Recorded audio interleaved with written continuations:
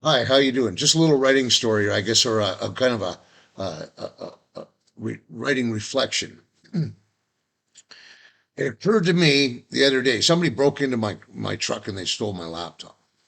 Okay, it was an old laptop, and they stole a whole pile of other stuff, which really bummed me out. But I'm not here to whine about that. It did make me reflect on something though, and besides the fact of don't ever leave your laptop in your truck because there's thieves everywhere. But what it made me reflect on is that I've been chasing typewriters and laptops pretty much my whole day job career. I started out in the military in 1986, and after going through basic training and then the horror that is battle school, and then actually getting to a unit, and I ended up in an artillery unit in a little place called Shiloh, Manitoba. Uh, the first thing I did is I made friends with the battery clerk because he had a typewriter. Okay, and we would go out on exercise and stuff like that, or we'd go away on like a brigade exercise to Wainwright, Alberta, or Suffield, whatever. Wherever I went, and this included when I became an NCO and I instructed, I chased down a typewriter. And what I did is throughout, sometimes even in the field, man, like I'd have a rifle on my shoulder, and it would be my own time. I go have, get my meal or whatever, and I'd have a little time to myself. I go find a typewriter, right? When I left the military in 1998, because not because I wanted to, but because I was broken. I'd had three leg operations, and it was just time. It's a young man's game.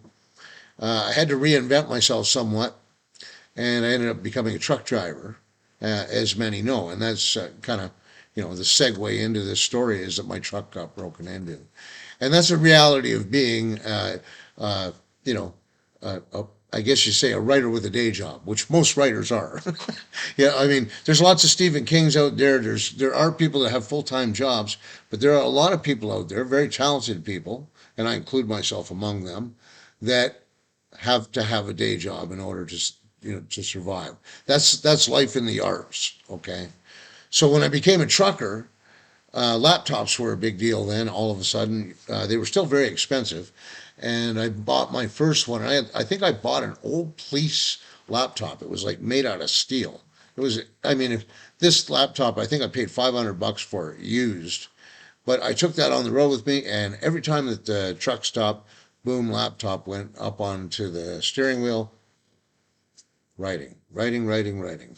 And this went on for a lot of years. I've been trucking now for 24 years, I think it is. Right?